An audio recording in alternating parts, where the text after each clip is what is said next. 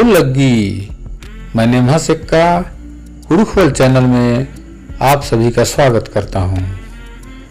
उपसर्ग और प्रत्यय हिंदी में आप लोग जरूर सुने होंगे। कुरुख में भी उपसर्ग और प्रत्यय होता है। आइए देखते हैं इन दोनों उपसर्ग और प्रत्यय को कुरुख में क्या कहते हैं और कैसे उपयोग किया जाता है।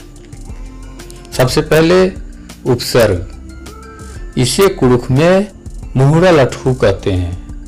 यह कुरुख शब्द के पहले आता है और उस शब्द के साथ जुड़कर उस शब्द में परिवर्तन कर देता है, और यह परिवर्तन उसकी रचना, उसके अर्थ और विशेषता में भी हो सकती है। तो उस अक्षर को जो कुरुख शब्द के पहले आकर उसकी रचना, अर्थ और विशेषता बदल देता है, उसे मुहुरा लठू कहते हैं। उदाहरण के लिए देखते हैं, मल कोड़े। इसमें आप देखिएगा मल और कोड़े, एक कोड़े शब्द है, उसके पूर्व में कोड़े शब्द के पहले मल आता है। कोड़े शब्द मल के साथ जुड़ करके मल कोड़े बन जाता है। तो यहाँ आप देखिए कि इसकी रचना में परिवर्तन हो गया, कोड़े में मल कोड़े जुड़ गया, तो ये मल कोड़े हो गया। उसके बाद इसका अर्थ में आप देखिएगा तो कोड़े का मतलब होता है ठीक या अच्छा, लेकिन जब उस कोड़े के आगे मल जुड़ गया तो मल कोड़े हो गया, तब इसका अर्थ भी बदल गया। कोड़े का अर्थ था ठीक या अच्छा, वह अब मल जुड़ने से खराब हो गया। इसका अर्थ जस्ट उल्टा हो गया। मल कोड़े मतलब ठीक नहीं होना। इस प्रकार इसका अर्थ बदल चुकी है। आगे देखते हैं, ओ लग्गी। अभी मैंने शुरू में आप लोगों को ओ लग्गी कहा, तो ओ लग्गी का अर्थ होता है प्रणाम या नमस्कार। लेकिन आप इसमें एक मुहुरा लठू डाला गया है लग्गी के आगे में। लग्गी, इसके पहले ओ लगाते हैं तो ओ लग्गी हो जाता है। तो यहाँ भी आप देखिएगा, इसमें इसकी लग्गी की जो पुराने वाक्य है या शब्द है उसमें परिवर्तन आ गया है और ओ लग्गी हो गया है। लग्गी, एम्बा लग्गी।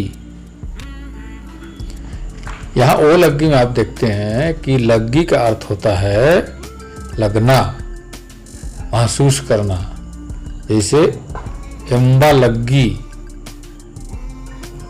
लेकिन जब इसमें ओ आ गया तो इसका अर्थ बिल्कुल ही बदल गया और लगना की जगह में क्या हो गया, ओ लग्गी, यानी नमस्कार या प्रणाम।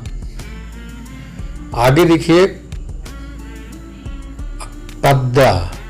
एक बक आता है, बक मतलब शब्द, पद्दा मतलब उसका होता है गांव। लेकिन अगर उसके पहले हम मुहुरा लठू या उपसर्ग आ लगाएंगे तो पद्दा के साथ आ मिल करके आपद्दा हो जाता है। तो यहाँ पर रचना में परिवर्तन हुआ, फिर इसके अर्थ में परिवर्तन आ गया या इसमें विशेषता लग गया। पद्दा तो है, पद्दा मतलब गांव, लेकिन इसमें अर्थ में परिवर्तन हो गया आपद्दा, यानी उस गांव, उस गांव और उस गांव के बारे में। मतलब पद्दा के साथ आ लगने से उसका विशेषता माने स्पेशल उस गांव के बारे में कहना, तो ये बदल गया इसका अर्थ। आगे एक शब्द फिर है गेच्छा। एक शब्द होता है गेच्छा कुरुख में, तो गेच्छा के साथ एक उपसर्ग लगाते हैं उपसर्ग लगाते हैं, मुहुड़ा लठू लगाते हैं, एका एका, तो गिच्छा में मुहुड़ा लठू लगने के बाद शब्द बन जाता है एका गिच्छा। तो इसमें देखिए बिल्कुल परिवर्तन हो गया, इसकी रचना में परिवर्तन हो गया, गिच्छा नया शब्द बन गया एका गिच्छा। इसके अर्थ में भी देखिए परिवर्तन हो गया, एका गिच्छा, गिच्छा मतलब दूर केवल होता है, एका गिच्छा हो जाने से बहुत दूर, अर्थ बदल गया या विशेषता में परिवर्तन हो गया।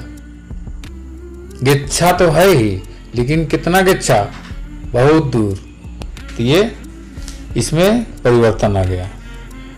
तो ये रहा मुहुड़ा लठू के विषय में, आप लोग अच्छी तरह से समझ गए होंगे।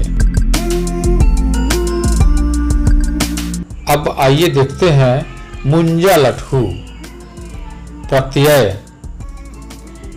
प्रत्यय को कुड़ुख में मुंजा लठू कहते हैं।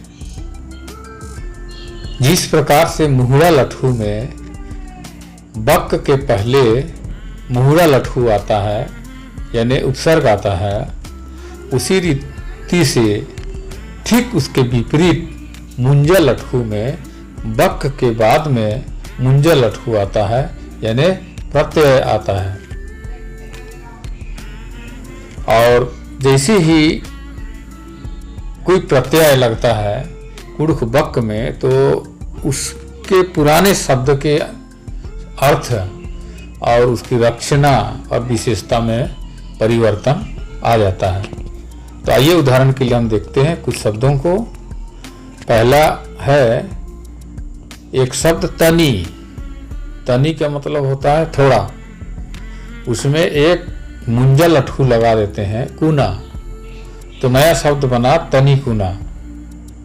अब इसके अर्थ में भी देखिए परिवर्तन हो गया, थोड़ा सा, पहले तनी मतलब थोड़ा केवल था, लेकिन कुना लगाने से अब हो गया थोड़ा सा।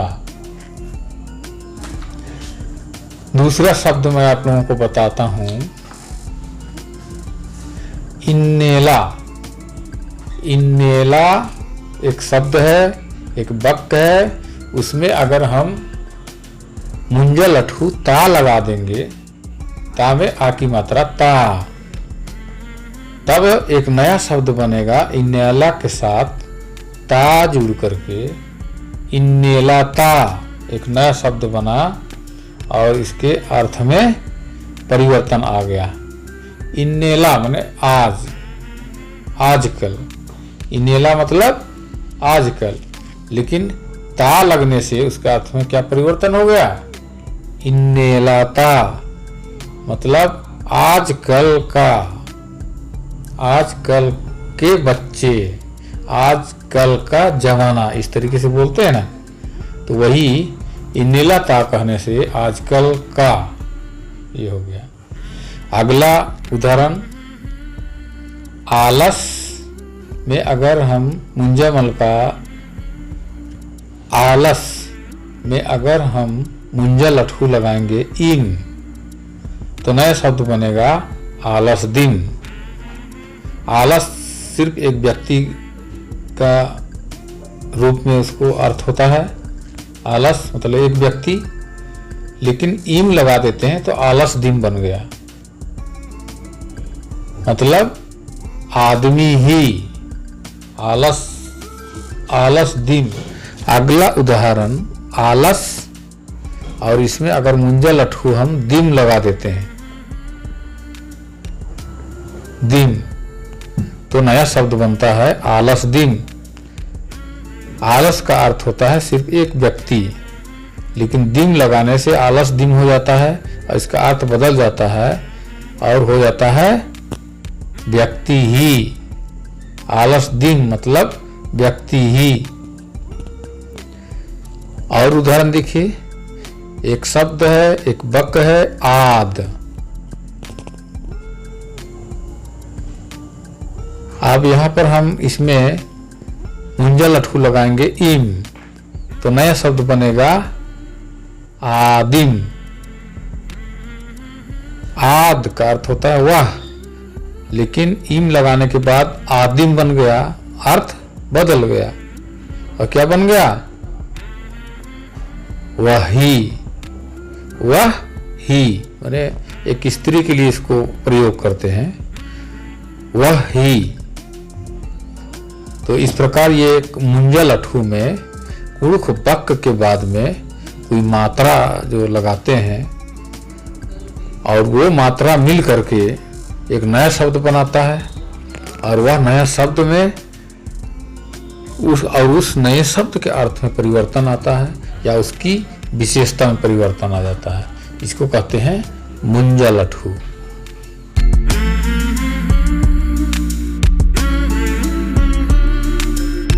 तो दोस्तों, आप लोग मुहुरा लठू और मुंजा लठू के बारे में जान पाए।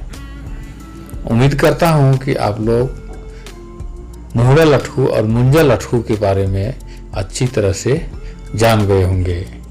तो इस वीडियो में इतना ही। अच्छा लगा होगा तो लाइक कीजिएगा और कमेंट भी कीजिएगा। और अगर आप नए हैं इस चैनल पर तो सब्सक्राइब जरूर कीजिएगा। फिर मिलेंगे एक नए वीडियो के साथ। तब तक के लिए मुझे आज्ञा दीजिए।